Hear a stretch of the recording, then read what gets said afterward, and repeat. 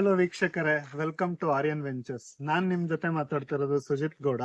ನೀವೇನಾದ್ರು ಮನೆ ಕಟ್ಸೋ ಪ್ಲಾನ್ ಅಲ್ಲಿ ಇದ್ದೀರಾ? ಹಾಗಾದ್ರೆ ಈ ವಿಡಿಯೋನ ಕಂಪ್ಲೀಟ್ ಆಗಿ ನೋಡಿ. ಏನ್ ಹೊಸ ಪ್ರಾಜೆಕ್ಟ್ ಬಗ್ಗೆ ಯೋಚನೆ ಮಾಡ್ತಾ ಇದ್ದೀರಾ? ಹಾಯ್ ಸುಜಿತ್. ಸುಜಿತ್, ಈಗ ಒಂದು ಪ್ಲಾನ್ ಬಂದಿದೆ ಹೊಸದು, ಅದ್ರ ಬಗ್ಗೆ ಯೋಚನೆ ಮಾಡ್ತಾ ಇದ್ದೀನಿ. ನೀವೇನ್ ಇಲ್ಲಿ? ನಮ್ ವೀಕ್ಷಕರಿಗೆ ಕನ್ಸ್ಟ್ರಕ್ಷನ್ ಬಗ್ಗೆ ಮಾಹಿತಿಗಳು ಕೊಡೋಣ ಅನ್ಕೊಂಡಿದೀನಿ. ಯಾಕೆಂದ್ರೆ ಎಷ್ಟು ಎಡವಟ್ಗಳು ಮಾಡ್ಕೋತಾರೆ ಅಂದ್ರೆ, ಪ್ಲಾನ್ ಇಲ್ದೇನೆ ಕನ್ಸ್ಟ್ರಕ್ಷನ್ ಬಂದ್ಬಿಡ್ತಾರೆ, ಏನೋ ಐಡಿಯಾಸ್ ಇಲ್ದೇನೆ ಶುರು ಮಾಡ್ತಾರೆ ಮನೆನ. ಈ ತರ ಮಾಡಿ ತುಂಬಾ ಹಣ ವೇಸ್ಟ್ ಮಾಡ್ಕೋತಾರೆ. ಇವಾಗ ಮನೆ ಚೆನ್ನಾಗಿ ಕಟ್ಟಿರ್ತಾರೆ, ಕಲರ್ ಕಾಂಬಿನೇಷನ್ ಇರಲ್ಲ, ಇಂಟೀರಿಯರು ಅಷ್ಟೇನೆ. ಎಲ್ಲ ಪ್ರತಿಯೊಂದು ಒಂದೊಂದು ಮಿಸ್ಟೇಕ್ ಇಂದ ಹಿಡಿದು ಅವ್ರದ್ದು ಮನೆನೇ ಚೆನ್ನಾಗಿ ಬರಲ್ಲ. ಇವಾಗ ಅವ್ರ ಮೈಂಡ್ ಅಲ್ಲಿ ಒಂದ್ ಮನೆಗೆ ಹೋಗ್ಬೇಕು ಅಷ್ಟೇ ಅನ್ಕೊಂಡಿರ್ತಾರೆ, ಬಟ್ ಅವ್ರು ಇನ್ವೆಸ್ಟ್ ಮಾಡೋ ಅಮೌಂಟ್ಗೆ ಅವ್ರಿಗೆ ಮನೆ ಚೆನ್ನಾಗಿ ಸಿಗಲ್ಲ. ಅದರಿಂದ ನಾವು ಅದನ್ನ ಕರೆಕ್ಟ್ ಆಗಿ ನಮ್ ವೀಕ್ಷಕರಿಗೆ ಮಾಹಿತಿ ತಿಳಿಸೋಣ ಅಂತ ಬಂದಿದ್ದೀನಿ. ಅದಕ್ಕೆ ತುಂಬಾ ಒಳ್ಳೆ ಐಡಿಯಾ ಸುಜಿತ್. ಆಕ್ಚುಲಿ ಎಲ್ರಿಗೂ ಗೊತ್ತಾಗ್ಬೇಕು ಇದು. ಈ ತರ ತುಂಬಾ ಜನ ಪ್ರಾಬ್ಲಮ್ಸ್ ಮಾಡ್ಕೊಂತಿದ್ದಾರೆ. ನಾವು ಕೂತ್ಕೊಂಡು ಮಾತಾಡೋಣ ಬನ್ನಿ.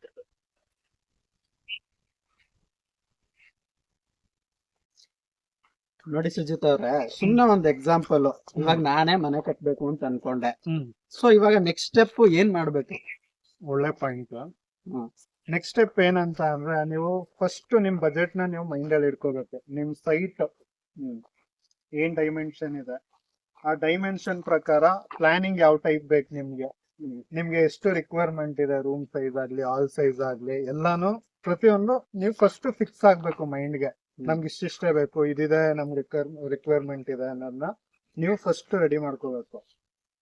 ಅದಾದ್ಮೇಲೆ ಅಲ್ಲಿ ಇಂಟೀರಿಯರ್ಸ್ ಅಲ್ಲೂ ಅಷ್ಟೇ. ನಿಮ್ಗೆ ಇವಾಗೆಲ್ಲ ಗೂಗಲ್ ಅಲ್ಲಿ ತೆಗೆದ್ರೆ ಎಲ್ಲ ಇಂಟೀರಿಯರ್ಸ್ ಬರುತ್ತೆ, ಬಟ್ ಅಂದ್ರೆ ನಿಮ್ಗೆ ಏನ್ ಕಾನ್ಸೆಪ್ಟ್ ಅಲ್ಲಿ ಬೇಕು ಅನ್ನೋದನ್ನ ಒಂದು ಐಡಿಯಾ ನಿಮ್ಗೆ ತೋರ್ಸೋದಿಕ್ಕಾದ್ರು ಒಂದು ಕಾನ್ಸೆಪ್ಟ್ ಅಲ್ಲಿ ಒಂದು ಐಡಿಯಾಗೆ ನೋಡ್ಕೋಬೇಕು ಯಾವ ತರ ಬೇಕು ಇಂಟೀರಿಯರ್ಸ್ ಅಂತ. ಅದೆಲ್ಲ ತಗೊಂಡೋಗಿ ಫಸ್ಟ್ ಪ್ಲಾನಿಂಗ್ ಮಾಡಿಸ್ಬೇಕು. ನಮ್ಗೆ ಇಂಟೀರಿಯರ್ಸ್ ಇದೇ ತರ ಬೇಕು.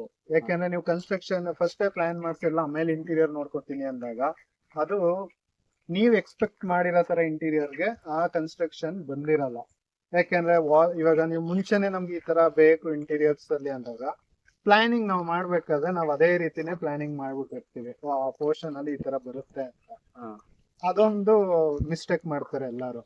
ಆ ಮಿಸ್ಟೇಕ್ ಮಾಡಬಾರ್ದು ಅಂದ್ರೆ ನೀವು ಫಸ್ಟೇನೆ ಪ್ರತಿಯೊಂದು ಮೈಂಡ್ ಸೆಟ್ ಅಲ್ಲಿ ಈ ತರಾನೇ ಬೇಕು ಅಂತ ನೀವು ತಿಳ್ಕೊಂಡು ಹೋಗಿ ಅದ್ ಮತ್ತೆ ಏನು ಚೇಂಜಸ್ ಮಾಡಬಾರ್ದು. ಆಕ್ಚುಯಲ್ ಪ್ಲಾನ್ ಅಲ್ಲಿ ಇಂಟೀರಿಯರ್ ಅಲ್ಲೂ ಅಷ್ಟೇನೆ.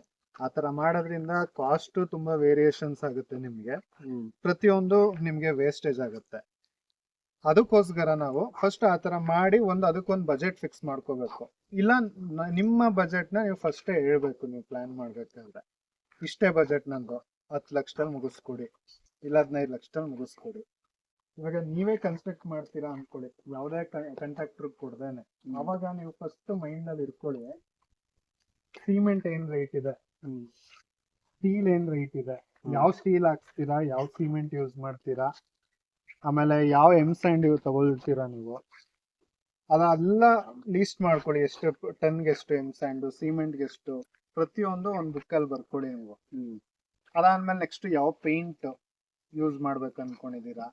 ಆ ಪೇಂಟ್ ಅಲ್ಲಿ ಇವಾಗ ತುಂಬಾ ಬಂದಿದೆ ಪೇಂಟ್ಸ್ ಅಲ್ಲಿ, ಅದ್ರಲ್ಲಿ ನೀವು ಯಾವ್ದು ಯೂಸ್ ಮಾಡ್ತೀರಾ ಅನ್ನೋದಕ್ಕೆ ಅದಕ್ಕೆ ಲೀಟರ್ಗೆ ಎಷ್ಟು ಅಂತ ಹಾಕೊಳ್ಳಿ ಸಾಕು, ನೀವು ಒಂದು ಬಕೆಟ್ಗೆ ಎಷ್ಟು ಆಗುತ್ತೆ ಅಂತ. ಆತರ ಮಾಡಿ ಎಲ್ಲ ಕ್ಯಾಲ್ಕುಲೇಷನ್ ನೀವೇ ಒಂದು ರೆಡಿ ಮಾಡ್ಕೊಂಡು ಇಟ್ಕೊಳ್ಳಿ. ಯಾಕೆಂದ್ರೆ ಅಲ್ಲಿಂದ ನೀವು ನೆಕ್ಸ್ಟ್ ಸ್ಟೆಪ್ ಚೇಂಜ್ ಆಗ್ಬಾರ್ದು ಯಾವತ್ತು. ನೀವು ಇವಾಗ ನೀವು ಒಂದು ಪ್ಲಾನ್ ಮಾಡ್ಕೊಂಡಿದ್ರೆ ಮತ್ತೆ ಇನ್ಯಾವುದೋ ಚೇಂಜಸ್ ಮಾಡ್ತೀರಾ, ಅವಾಗ ನಿಮ್ಗೆ ಬಜೆಟ್ ವೇರಿಯೇಷನ್ಸ್ ಆಗುತ್ತೆ. ಫಸ್ಟ್ ಪ್ಲಾನ್ ಅಲ್ಲಿ ಇದ್ದಾಗ ನೀವು ಯಾವುದೇ ರೀತಿ ಏನು ಚೇಂಜಸ್ ಆಗಲ್ಲ, ನಿಮ್ದು ಅಮೌಂಟ್ ಅಲ್ಲೂ ಸುಮ್ಮನೆ ವೇಸ್ಟ್ ಆಗಲ್ಲ ಅಮೌಂಟ್ ಕೂಡ. ಆ ತರ ಮಾಡ್ಕೊಳ್ಳಿ ನೀವು. ಸರಿ ಸುಜಿತ್, ಇವಾಗ ವೀಕ್ಷಕರಿಗೆ ಇವಾಗ ಬಜೆಟ್ ಎಲ್ಲ ಹೆಂಗೆ ಪ್ಲಾನ್ ಮಾಡಬೇಕು ಅದೆಲ್ಲ ಹೇಳ್ಕೊಟ್ಟಿದ್ದೀರಾ. ಇವಾಗ ನಂದು ಇನ್ನೊಂದು ಡೌಟ್ ಏನು ಅಂತಂದ್ರೆ, ಇವಾಗ ನಾವು ಕನ್ಸ್ಟ್ರಕ್ಷನ್ ಸ್ಟಾರ್ಟ್ ಮಾಡ್ತೀವಿ, ಇವಾಗ 1 ತಿಂಗಳು 2 ತಿಂಗಳಲ್ಲಿ ರೇಟ್ಗಳು ವೇರಿಯೇಷನ್ ಆಗ್ತಿರುತ್ತೆ. ಇವಾಗ ನಿಮಗೆ ಗೊತ್ತು, ಕಬ್ಬಿಣದ ರೇಟು ಒಂದು ಟೈಮಲ್ಲಿ ಇದ್ದಂಗೆ ಇನ್ನೊಂದು ಟೈಮಲ್ಲಿ ಇರಲ್ಲ, ಸಿಮೆಂಟ್ದಾಗಲಿ ಎಲ್ಲ ಈ ಥರ ವೇರಿಯೇಷನ್ ಆಗ್ತಿರುತ್ತೆ. ಸೊ ಆ ಟೈಮಲ್ಲಿ ಏನು ಮಾಡೋದು? ಅಷ್ಟೇನಾ? ಏನಿಲ್ಲ, ಏನ್ ಮಾಡಿ ಅಂತ ಅಂದ್ರೆ, ನೀವು ಎಲ್ಲ ಇವತ್ತಿಂದ ಏನ್ ಪ್ರೆಸೆಂಟ್ ರೈಟ್ ಇದೆಯೋ ಅದನ್ನ ನೀವು ಬರ್ಕೊಳ್ಳಿ. ನೀವು ಯಾವತ್ತು ಹಾಕೊಂಡು ಅದ್ರ ಮೇಲೆ ನಿಮ್ಗೆ ಮೆಟೀರಿಯಲ್ ಏನೇ ರೈಟ್ ಜಾಸ್ತಿ ಆದ್ರೂ ಕೂಡ 2 to 3% ಅಷ್ಟೇ ನಿಮ್ಗೆ ವೇರಿಯೇಷನ್ ಆಗೋದ್ ಹೊರ್ತು ನಿಮ್ಗೆ ತುಂಬಾ ವೇರಿಯೇಷನ್ಸ್ ಆಗಲ್ಲ. ನಿಮ್ಗೆ ಯಾವಾಗ ನಿಮ್ಗೆ ಅನ್ಸ್ಬೋದು ಈ ಮೆಟೀರಿಯಲ್ ಅಲ್ಲಿ ವೇರಿಯೇಷನ್ ಆಗಿ ನಮ್ಗೆ ಬಜೆಟ್ ಜಾಸ್ತಿ ಆಗಿದೆ ಅಂತ.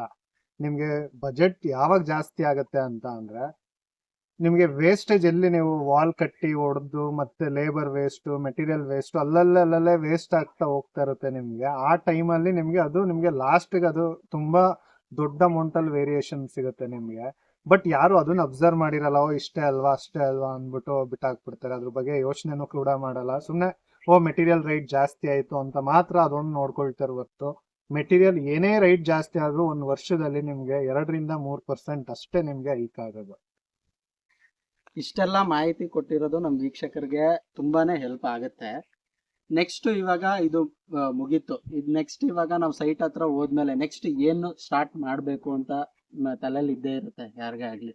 ಸೊ ಹೆಂಗೆ ನೆಕ್ಸ್ಟ್ ಏನಂತ ಅಂದ್ರೆ ನಾವ್ ಇವಾಗ ಒಂದು ಸೈಟ್ಗೆ ಹೋಗ್ತೀವಿ. ಫಸ್ಟ್ ಅಲ್ಲಿ ಅದು ಯಾವ್ದು ಮೂಡ ಸೈಟಾ ಇಲ್ಲ ಪಂಚಾಯತಿದ ಇಲ್ಲ ಅದಕ್ಕೇನೋ ಇವಾಗ ಕೆಲವುದಕ್ಕೆ ಅಪ್ರೂವಲ್ ಇಂದ ತಗೊಂಡ್ ಮಾಡ್ಬೇಕಾಗತ್ತೆ, ಇನ್ನೊಂದಕ್ಕೆ ಪಂಚಾಯತಿಲಿ ಅಪ್ರೂವಲ್ ತಗೋಬೇಕಾಗತ್ತೆ. ಮೂಡ ಸೈಟ್ ಅಲ್ಲಿ ಮೂಡದೇ ಒಂದು ಪ್ರೊಸೀಜರ್ ಇರುತ್ತೆ. ಇಷ್ಟು ಟ್ಯಾಕ್ಸ್ ಪೇ ಮಾಡಬೇಕು, ಅದಾದ್ಮೇಲಿಂದ ಅಲ್ಲಿಂದ ಲೈಸೆನ್ಸ್ ಪ್ಲಾನಿಂಗ್ ಕೊಟ್ಟು ಲೈಸೆನ್ಸ್ ತಗೋಬೇಕು. ಮೇನ್ ಈ ಪ್ರೊಸೀಜರ್ ಮುಗಿಸ್ಕೋಬೇಕು ನಾವು. ಈ ಪ್ರೊಸೀಜರ್ ಮುಗಿಸ್ಕೊಂಡಾದ್ಮೇಲೆ ನಾವು ಸೈಟ್ಗೆ ಎಂಟ್ರಿ ಕೊಡ್ತೀವಿ. ಫಸ್ಟ್ ಸೈಟ್ ಕ್ಲೀನಿಂಗ್ ಮಾಡಬೇಕು. ಸೈಟ್ ಫಸ್ಟ್ ಏನೇ ಯಾವಾಗ್ಲೂ ಕ್ಲೀನಿಂಗ್ ಇರಲ್ಲ. ಸೈಟ್ ನೀಟಾಗಿ ನಾವು ಕ್ಲೀನಿಂಗ್ ಮಾಡ್ಕೊಂಡ್ರೆ ನಾವು ಮೆಜರ್ಮೆಂಟ್ ಆಗೋದಕ್ಕೆ ಆಗೋದು. ಪ್ಲಾನಿಂಗ್ ನ ಸೈಟ್ ಮೆಜರ್ಮೆಂಟ್ ನ ಫಸ್ಟ್ ಕರೆಕ್ಟ್ ಮೆಜರ್ಮೆಂಟ್ ತಗೊಂಡು ಅಲ್ಲಿ 4 ಮೂಲೆಗೂ ಕಲ್ಲು ನೆಡಬೇಕು, ಒಂದು ಮಾರ್ಕ್ ಮಾಡ್ಕೊಂಡು. ಅದಾದ್ಮೇಲಿಂದ ಪ್ಲಾನ್ ಮಾಡ್ಬೇಕು ನಾವು ಅಲ್ಲಿ ಆ ಜಾಗ ಎಕ್ಸಾಕ್ಟ್ ಜಾಗ ಯಾವ ತರ ಇದೆ, ಇಲ್ಲ ಅಕ್ಕಪಕ್ಕ ಕಾರ್ನರ್ ಸೈಟಾ ಇಲ್ಲ ಅಕ್ಕಪಕ್ಕ ಮನೆ ಇದ್ರೆ ಯಾವ ತರ ವೆಂಟಿಲೇಷನ್ ಬಿಡಬೇಕು, ಆ ತರ ಎಲ್ಲ ಪ್ರೊಸೀಜರ್ ನೋಡ್ಕೋಬೇಕು. ಹೆಂಗೆ ಯಾವ ತರ ಬರುತ್ತೆ ಆ ಜಾಗದಲ್ಲಿ, ನಮ್ಗೆ ಬೆಳಕು ಯಾವ ತರ ಬರುತ್ತೆ, ಗಾಳಿ ಎಲ್ಲಿಂದ ಬರುತ್ತೆ ಅನ್ನೋದನ್ನ ನೋಡ್ಕೋಬೇಕು. ಕಾರ್ನರ್ ಆದ್ರೆ ಈಸಿಯಿಂದ ಮಾಡ್ಕೋಬಹುದು, ಯಾಕಂದ್ರೆ 2 ಸೈಡ್ ಖಾಲಿ ಇದ್ದೇ ಇರುತ್ತೆ. ನಾವು ಅಲ್ಲಿ ತುಂಬಾ ತಲೆ ಕೆಡ್ಸ್ಕೊಳ್ಳೋ ಅವಶ್ಯಕತೆ ಇಲ್ಲ. ಮನೆನೂ ಚೆನ್ನಾಗಿ ಬರುತ್ತೆ, ಎಲ್ಲ ಚೆನ್ನಾಗಿ ಬರುತ್ತೆ. ಆ ಕಡೆ ಈ ಕಡೆ ಮನೆ ಇದ್ದಾಗ ನಾವು ವೆಂಟಿಲೇಷನ್ಗೂ ಪ್ರಾಬ್ಲಮ್ ಇರುತ್ತೆ. ಅದನ್ನ ನಾವು ನೋಡ್ಕೊಂಡು ಆ ಗಾಳಿ ಬೆಳಕಿಗೆ ಯಾವ ತರ ಬೇಕು ಆ ತರ ಪ್ಲಾನ್ ಮಾಡ್ಕೊಂಡು ಆಮೇಲೆ 3Dನೂ ಹಾಗೇನೆ ಮಾಡ್ಕೋಬೇಕು ನಾವು. ಫಸ್ಟ್ ಯಾವ ತರ ಎಕ್ಸ್ಟೀರಿಯರ್ ಯಾವ ತರ ಕಾಣುತ್ತೆ ಎಲಿವೇಶನ್ ಅಂತ ಮಾಡ್ಕೊಂಡು ಅಲ್ಲಿ ನಾವು ಶುರು ಮಾಡ್ಬೇಕು. ಅಲ್ಲಿ ಸೈಟ್ ಮಾರ್ಕಿಂಗ್ ಮಾಡ್ಕೊಂಡು ಅದಕ್ಕಿಂತ ಮುಂಚೆ ಪ್ಲಾನಿಂಗ್ ಮಾಡೋಕ್ಕಿಂತ ಮುಂಚೆ ಬ್ರಿಕ್ಸ್ ಸೆಲೆಕ್ಷನ್ ಮಾಡ್ಕೋಬೇಕು. ನೀವು 4 ಇಂಚ್ ರೆಡ್ ಬ್ರಿಕ್ ಯೂಸ್ ಮಾಡ್ತೀನಿ ಅಂತ ಅಂದ್ರೆ ಸಾಯಿಲ್ ಬ್ರಿಕ್ ನ ಅದ್ರ ತಕ್ಕಂಗೆ ಪ್ಲಾನ್ ಮಾಡಿಸ್ಕೋಬೇಕಾಗತ್ತೆ. ವಾಲ್ ಸೈಜ್ ಇಲ್ಲ ನಾವು ಆಲು ಬ್ಲಾಕ್ ಯೂಸ್ ಮಾಡ್ತೀವಿ ಅಂತ ಅಂದಾಗ ನಾವು ಆಲು ಬ್ಲಾಕ್ ಸೈಜ್ ಬಂದು 6 ಇಂಚಿಂದ 9 ಇಂಚ್ ವರೆಗೂ ಬರುತ್ತೆ. ನಾವು ಅದನ್ನ ಯೂಸ್ ಮಾಡ್ಕೊಂಡು ಪ್ಲಾನ್ ಮಾಡಿಸ್ಬೇಕಾಗತ್ತೆ. ಅದರಲ್ಲೂ ವೇರಿಯೇಷನ್ಸ್ ಇದೆ ಕಾಸ್ಟ್ ಅಲ್ಲಿ. ಅದರಲ್ಲಿ ಕಾಸ್ಟ್ ಕಟ್ಟಿಂಗ್ ಹೆಂಗ್ ಮಾಡೋದು, ಯಾವ್ದ್ರಿಂದ ಏನು ಯೂಸ್ ಆಗುತ್ತೆ, ಮತ್ತೆ ವಾಸ್ತು ಪ್ರಕಾರ ಹೇಗ್ ಪ್ಲಾನ್ ಮಾಡೋದು, ಮತ್ತೆ ಇಂಟೀರಿಯರ್ ನ ಹೇಗ್ ತಲೆಯಲ್ಲಿ ಇಟ್ಕೊಂಡು ಪ್ಲಾನ್ ಮಾಡ್ಕೋಬೇಕು.